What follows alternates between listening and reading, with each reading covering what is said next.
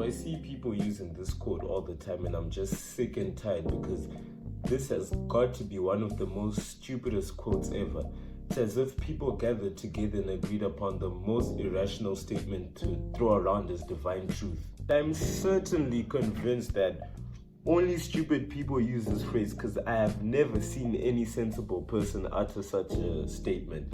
And it's the statement that the world is full of sinners judging other sinners for sinning differently. Now, on the surface, it sounds kind of nice, but when you really think about it, it's just nonsensical in both a practical and a religious sense.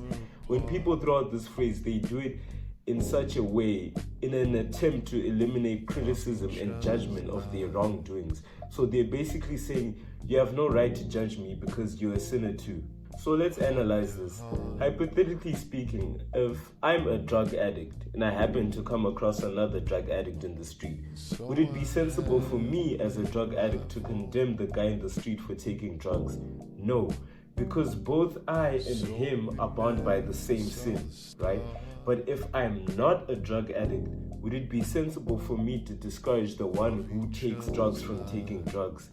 Yes, absolutely, even though both the drug addict and I are sinners. Do I have to turn into a perfect divine being in order to discourage and speak against sin? Why is it when you were a child, every time you misbehaved, your parents would punish you? That was judgment from sinners. Imagine if they had just left us to do whatever we wanted.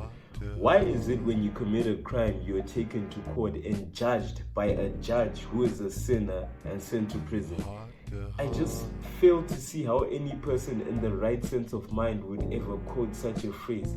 Imagine if I start shooting random people in the street and anyone who would try to stop me, I say to them, no, don't judge me for sinning differently than you do because you're also a sinner. Then I shoot you because you're trying to judge me for murdering, but you're a sinner as well. You see, it doesn't make any sense. If we actually lived by this principle, the people who say this phrase wouldn't even be alive to say it. In the Christian context, many argue that the Bible says do not judge, but people who make this argument clearly don't know what they're talking about and they don't understand the Bible at all. Because every time the Bible talks about do not judge, it's referring to hypocritical judgment.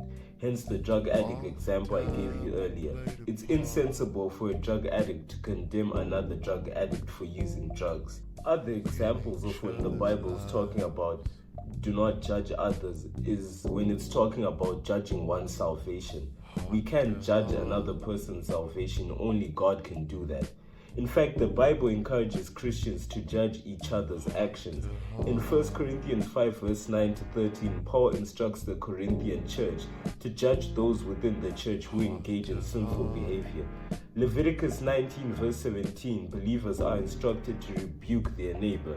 So it's quite the opposite actually. Healthy judgment is good and beneficial, and I suggest that we should judge each other more than less. Why are you fat? Go and exercise. What kind of man are you?